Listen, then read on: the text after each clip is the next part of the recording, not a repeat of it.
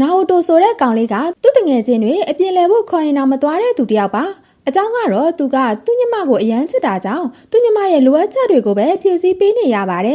်သူများတွေကသူ့ကိုညီမချစ်တဲ့ကောင်လို့ခေါ်နေကြပေမဲ့သူ့တငယ်ချင်းကတော့သူ့ကိုကိုချင်းစာပါတယ်လို့ပြောပေးနေပါတယ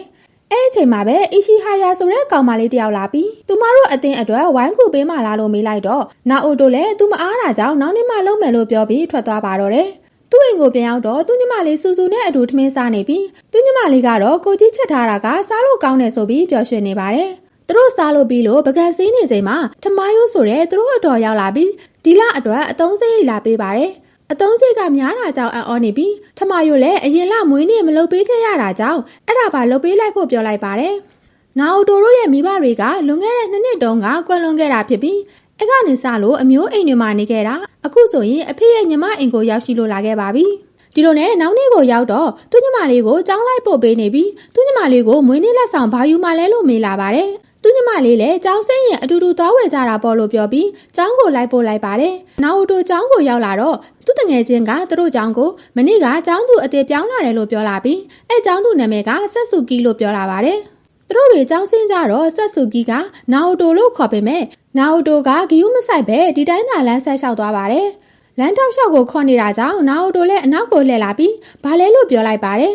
်ကောင်မလေးကတော့သူဒီလောက်ခေါ်နေတာဘာလို့သူ့ကိုပြန်မဖြေတာလဲလို့မေးလာတော့တစ်ချိန်လုံးကဆက်ဆူကီကသူတို့ရဲ့စိုက်ခင်းကိုဖျက်ဆီးခဲ့တာကြောင့်လို့ပြန်ဖြေလိုက်ပါတယ်အဲ့တော့ကသူမရွေချက်ရှိရှိလုပ်ခဲ့တာမဟုတ်ပါဘူးလို့ပြောနေရင်မှာပဲနာအိုတိုကထွက်ပြေးသွားပါတော့တယ်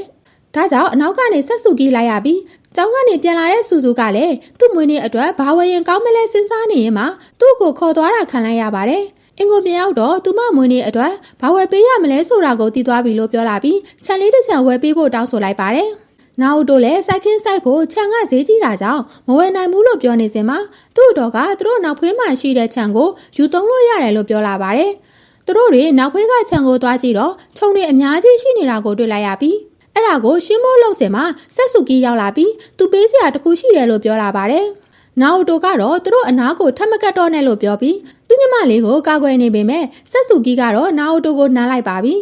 နာအိုတိုလည်းအနမ်းခံခဲ့ရပြီးတဲ့နောက်မှာတော့မိလဲသွားပြီးသူ့အိမ်ယာမှာပြန်နိုးလာပါတယ်သူ့တော်လေးလည်းနောက်တစ်ခါခြံထဲမှာအဲ့လိုလုပ်ရင်ခြံထဲကနေနှင်ထုတ်မယ်လို့ပြောလာပါတယ်ဒီလိုနဲ့နောက်နေ့မှာသူ့ညီမလေးကိုကျောင်းကိုလိုက်ပို့ပေးနေပြီးသူ့ညီမလေးကတော့သူ့အကိုကတခြားမိန်းကလေးတစ်ယောက်နဲ့ဘလူးနေတာကြောင့်စိတ်တွေကောက်နေပါတယ်ကျောင်းကိုရောက်လာတော့သူကြိုက်နေတဲ့ကောင်မလေးနဲ့စကားသွားပြောနေရင်မှဆက်ဆူကီဆိုတဲ့ကောင်မလေးရောက်လာပြီးပေါက်စီကိုသွားကင်ပါတော့တယ်နာအိုတိုဆက်ဆူကီကိုအမြန်လေးခေါ်သွားပြီးတိုက်ခေါင်မိုးပေါ်ရောက်တော့ဘာလို့အဲ့လိုတွေရှောက်လုပ်နေတာလဲလို့မေးလာပါတယ်တကယ်တော့ဆက်ဆူကီကသူမငယ်ငယ်တုန်းကနာအိုတိုစီကနေငှားခဲ့ဘူးတဲ့ပေါက်ပြားကိုလာပေးချင်နေတာပါနာအိုတိုလည်းပေါက်ပြားကိုတွေးလိုက်ရတော့အံ့ဩသွားပြီးလွန်ခဲ့တဲ့6နှစ်ကပုံရိပ်ကိုသတိရမိသွားပါတယ်အဲ့တော့ကဆက်ဆူကီကနာအိုတိုနဲ့တငယ်ချင်းတွေဖြစ်ပြီးနာအိုတိုစိုက်ခင်းကအသီးနှံတွေကိုအရန်ကြိုက်ပါတယ်ဒါပေမဲ့ဒီနေ့မှာတော့အဲ့စိုက်ခင်းကိုဆက်ဆူကီဖျက်ဆီးခဲ့ပြီးအဲ့နေရာကနေလည်းပြောင်းသွားခဲ့ပါတယ်သူမလုပ်ခဲ့တာတွေကိုခွင့်လွှတ်ခိုင်းတာမဟုတ်ပေမဲ့ဖြစ်နိုင်ရင်သူ့ကိုနာအိုတိုတို့ကြက်တာခိုင်းလို့ရတယ်လို့ပြောလိုက်ပါတယ်စိုက်ခင်းထဲမှာဘာလို့နန်းတာလဲလို့နာအိုတိုမေးလိုက်တော့ဆက်ဆူကီကထွက်သွားပါပြီအဲ့နောက်မှာတော့ကျောင်းဆင်းသွားတာကြောင့်အင်ကိုပြန်လာခဲ့ပြီးလမ်းမှာသူ့ညီမကိုချီထားတဲ့ဆက်ဆူကီကိုတွေ့လိုက်ရပါတယ်နာအိုတိုကတော့သူ့ညီမကိုပြန်ပေးဆွဲတာလို့ထင်ပြီးတိုက်ဖို့ကြီးပဲလုံးနေပေမဲ့စူစူကတော့သူမချော်လဲသွားတာကြောင့်ဆက်ဆူကီကချီလာတာလို့ပြောလိုက်ပါတယ်ဒီလိုနဲ့နောက်နေ့တွေမှာဆက်ဆူကီကခြံထဲမှာဝင်ပြီးကူလုပ်ပေးမှလို့စူစူပြောပြီးအင်ကိုပြန်လာကြပါတယ်နောက်နေ့ရောက်တော့ဆက်ဆူကီကစူစူနဲ့အတူအပင်တွေစိုက်နေပေမဲ့နာအိုတိုကတော့သူကြိုက်နေတဲ့ကောင်မလေးနဲ့ဈေးဝယ်ထွက်နေပါတယ်သူမအသင်းမှာပါတဲ့အရာတွေကိုနာအိုတိုနဲ့ဝယ်နေကြပြီးပြန်ထွက်လာတော့သူ့ညီမနဲ့တန်းတိုးပါတယ်သူ့ညီမကတော့ကိုကြီးကချိန်တွင်းနေတာပဲလို့ထင်ပြီးငိုနေပါတော့တယ်နာအိုတိုလည်းမနှဲလေးရှင်းပြလိုက်ရပြီးအင်ကိုပြန်ရောက်လာပါတယ်အင်ကိုပြန်ရောက်တော့ဆက်ဆူကီကိုတွေ့လိုက်ရပြီးဆက်ဆူကီကသူမချွေးတွေထွက်လာတာကြောင့်အဝတ်စားလဲဖို့လုပ်လာပါတယ်နာအိုတိုလည်းဒီနေရာမှာမလဲဖို့တားနေရင်မှချော်လဲသွားကအဲ့ဖြစ်ပြက်ကိုသူ့အတော်လဲတွေ့လိုက်ရပါတယ်သူ့အတော်တွေ့သွားတာကြောင့်လစ်တော့လို့ပြောလာပါတော့တယ်ဆက်ဆူကီလည်းအတော်ကိုသွားရှင်းပြပါမယ်လို့ပြောလာပေမဲ့နာအိုတိုကတော့သွားရှင်းမှရှုံမှဆိုတာကြောင့်သွားမရှင်းခိုင်းတော့ပါဘူးအဲ့နောက်မှာတော့နာအိုတိုလည်းသူ့ညီမလေးကိုခေါ်ကလမ်းလျှောက်သွားကြရအောင်လို့ပြောလာပြီးလမ်းလျှောက်ကြပေမဲ့ဆက်ဆူကီကပါအနောက်ကနေလိုက်လာခဲ့ပါတယ်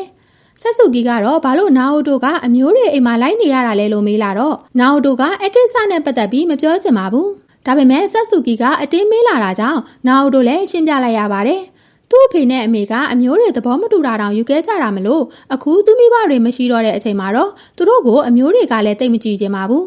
ဆက်စုကီလည်းတာမာယိုကသူမနောက်ဖေးမှာအပင်ဆိုင်ဖို့ခွင့်ပြုခဲ့တာကိုကြည့်ရင်နာအိုတိုတို့နဲ့နေတာကိုမကြိုက်တဲ့ပုံတော့မရဘူးလို့ပြောလာပါတယ်တကယ်လို့နာအိုတိုတို့နှင်ချခံရမယ်ဆိုရင်သူမအိမ်မှာလာနေလို့ရတဲ့ဖြစ်ကြောင်းပြောကပြန်သွားပါတော့တယ်တစ်ဖက်ကတာမာယိုကတော့ရေချိုးပြီးလို့အပြင်ကိုထွက်လာပေမဲ့မျက်မှန်မပါတာကြောင့်နာအိုတိုနဲ့တိုက်မိကရှက်ရှက်နဲ့အထဲကိုပြန်ဝင်လာရပါတယ်နာအိုကတော့တာမာယိုကိုဒူးထောက်တောင်းပန်လာပြီးသူတို့ကိုနှင်မချဖို့ပြောလာတော့တာမာယိုလည်းခွင့်လွှတ်ပေးလိုက်ပါတယ်နာအိုတိုကိုလည်းအဲ့ဒါရီးစားလာလို့မေးလာတော့သူအခုချိန်မှာအဲ့ဒါတွေကိုစိတ်ဝင်စားနိုင်သေးတာကြောင့်ရီးစားမထားသေးဘူးလို့ပြောလာပါတယ်အဲ့ချိန်မှာစူစူရောက်လာပြီးစိုက်ခင်းကိုတွားပြီးစိုက်ကြရအောင်လို့ပြောလာပြီးတာမာယိုကိုခေါ်ပေမဲ့တာမာယိုကတော့ထွက်သွားပါတော့တယ်နောက်နေ့ကျောင်းကိုသွားတော့ဆက်စုကီပါအတူလိုက်လာပြီးနာအိုတိုကတော့ဘာလို့လိုက်လာမှန်းမသိပါဘူး